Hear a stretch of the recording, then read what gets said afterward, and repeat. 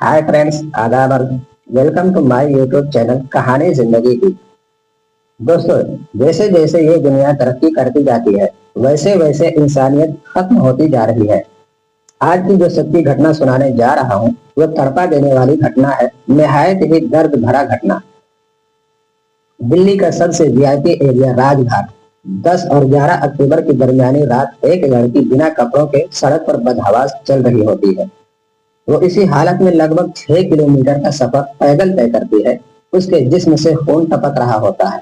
वो ठीक से चल भी नहीं पा रही थी और आते जाते जो राहगीर हैं वो उस लड़की को इसी हालत में देख रहे होते हैं। कई बसें, कई गाड़ियां, कार और बाइक इस जगह से गुजर जाती हैं, लेकिन उस लड़की की हालत पर किसी को रहम नहीं आता।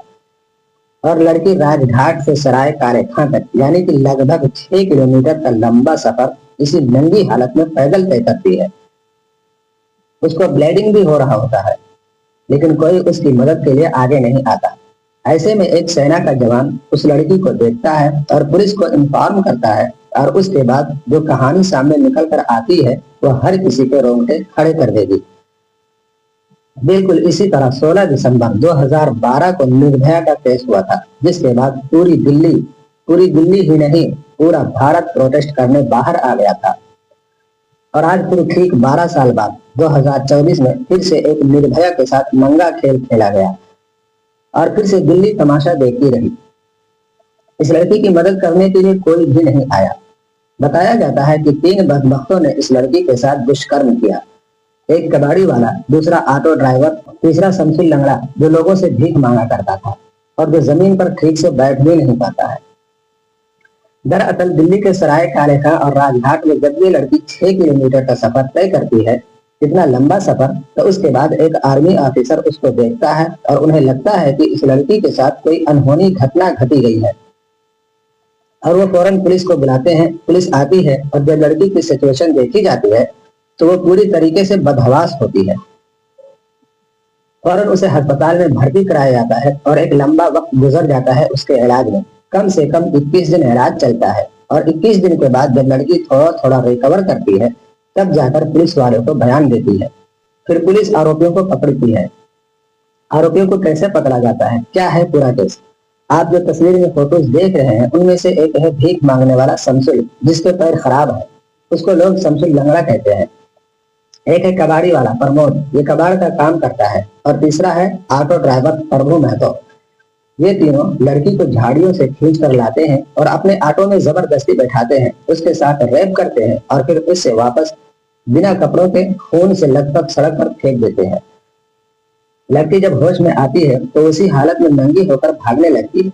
उसके बाद जब आर्मी जवान पुलिस को इत्तला देता है तो पुलिस जब मौके पर आती है तो देखती है कि लड़की की सिचुएशन बहुत खराब है। लड़की को अस्पताल ले जाया जाता है, रिकवरी होती है। जैसे मैंने आपको पहले बताया 21 दिन लग जाते हैं इलाज में। लड़की का ऑपरेशन तक होता है और फिर जब लड़की थोड़ी थोड़ी होश में आती है तो वो बताती है कि मुझे एक ऑटो में बिठाया गया था और मेरे साथ उन लोगों ने गंदा काम किया, गंदी बातें मुझसे कर रहे थे और मैं उनकी शक्लें थोड़ी थोड़ी पहचान सकती हूँ। मुझे अभी कुछ ढंग से याद नहीं आ रहा। पुलिस थोड़ा और टाइम लेती है और जब लड़की कुछ हद तक ठीक हो जाती है और मामले को समझ लेती है तो वो पूरी कहानी पुलिस वालों को बताती है। पुलिस वाले अपने ही विभाग से एक लेडी पुलिस को कहते हैं कि तुम सादा ड्रेस में जाकर उस लड़की से बात करो और बात कुछ ऐसे अंदाज से करो जैसे कोई समाज सेवक बात करता है। आप जाइए, एक समाज सेविका बनकर उस लड़की से मिलें और पूरी कहानी निकालने की कोशिश करें। हो सकता है पुलिस वालों को देखकर वो लड़की थोड़ी देर गई हो। फिर वो लेडी पुलिस उस लड़की के पास सादे ड्रेस में जाती है और उस लड़की से बात करती है कि मैं एक समाज सेविका हूँ, मैं आपकी मदद करना चाहती हूँ, आप मुझे पूरी कहानी बताएं। उसके बाद लड़की एक डिटेल देती है, जगह बताती है और उसके बाद पुलिस वाले 10 टीमें बनाते हैं और 10 टीमें तकरीबन 150 ऑटो वालों से पूछताछ करते हैं। 150 ऑटो वालों के घर घर जाकर, जितने भी ऑटो वाले थे उनके घर घर जाके पूछताछ की जाती है। सबसे, उनके वाइफ से, उनके बच्चों से, जितने भी तरीके से तहकीकात पुलिस कर सकती थी वो हर हथकंडा अपनाती है। और जिस जगह पर लड़की ने बताया था उसके साथ ऐसा हुआ, जहां से ऑटो में बिठाया गया वहां के सीसीटीवी फुटेज खंगाले जाते हैं, जो कि तकरीबन 700 से ज्यादा सीसीटीवी कैमरे लगे हुए होते हैं। उन सबको खंगाला जाता है और उसके बाद वो आरोपियों तक पुलिस पहुंच पाती है और उन तीनों आरोपियों को गिरफ्तार करती है। जिसमें से एक का नाम प्रमोद है जो कबाड़ी का काम करता है। सेंट्रल दिल्ली में उसकी एक दुकान है, उसी दुकान पर रहता था। उसके साथ वहीं उसी एरिया में एक भिखारी था जो भीख मांगा करता था, जिसका नाम शमसुल लंगड़ा है, और एक ऑटो ड्राइवर जिसका नाम प्रमोद मेहता होता है। एक ही एरिया में रहते हुए और आते जाते हुए उन तीनों की आपस में दोस्ती हो जाती है। शाम को ये तीनों साथ बैठा करते थे। उसी दौरान जब ये तीनों बैठे बातें कर रहे थे, तभी ये लड़की उधर से गुजर रही होती है। जब उन तीनों की नजर इस लड़की पर पड़ती है तो उसको बहला फुसला कर जबरदस्ती करके ऑटो में बिठाते हैं, फिर रेप करते हैं और फिर उसको अधमरी हालत में छोड़कर भाग जाते हैं। अब पुलिस जब सीसीटीवी कैमरे खंगालती है, मुजरिमों का पता लगाती है, इन्वेस्टिगेशन करती है और मुजरिमों को पकड़कर लड़की से शनाख्त कराई जाती है, लड़की से पहचान कराई जाती है। और तब लड़की पहचानती है कि ये तीनों जो आप तस्वीर में देख रहे हैं, यही वो तीनों हैं जिन्होंने उस लड़की के साथ ऐसा जघन्य अपराध किया था और उसे बदहवास और अधमरी हालत में छोड़कर भाग गए थे। वो तो भला हो उस आर्मी जवान का जिसने मदद का हाथ बढ़ाया और उस लड़की की मदद करने की पूरी कोशिश की, क्योंकि वो खुद डर गया था कि दिल्ली में ये कैसा वाकया हो गया।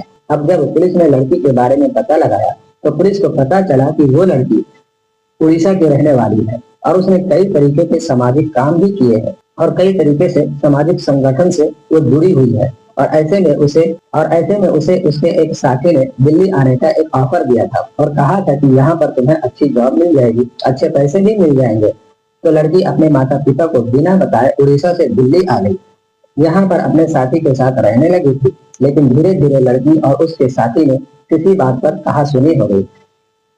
फिर ये लड़की अपने साथी से अलग हो गई और वो अपने साथी का घर छोड़कर एक अनाथ आश्रम में रहने लगी। इसी बीच ये लड़की अपने पेरेंट्स को इत्तला देती है कि वो कहाँ पर है और किस हालत में है। उसने अपने पेरेंट्स को ये भी बताया था कि उसे यहाँ बिल्कुल भी ठीक नहीं लग रहा था, इसलिए आकर यहाँ से ले चले। इतने में ही जब उसने अपने पेरेंट्स से बात की और उन्हें बोलने की कोशिश की कि आप आकर मुझे यहाँ से ले चलो, मुझे यहाँ ठीक नहीं लग रहा। पेरेंट्स आते हैं कि लड़की गायब हो जाती है और पता चलता है कि लड़की के साथ दुष्कर्म किया गया है, उसके साथ रेप जैसा घिनौने वारदात को अंजाम दी गई है। और उसके बाद पुलिस वाले लड़की के पेरेंट्स को भी लाते हैं और लड़की को उनके हवाले कर दिया जाता है। दोस्तों, पुलिस ने आरोपियों को गिरफ्तार कर लिया है, बाकी की कार्रवाई चालू है। दोस्तों, इस घटनाक्रम को बताने का मकसद किसी को परेशान करना नहीं या किसी के दिल को ठेस पहुंचाना का मकसद बिल्कुल भी नहीं है। इस घटनाक्रम को बताने का मकसद है कि आप कहीं भी रहें, खबरदार और होशियार रहें और इस करीबी दुनिया में किसी पर ये नहीं भरोसा ना करें। खुश रहें, अपना और अपनी फैमिली का ख्याल रखें। जय हिंद दोस्तों।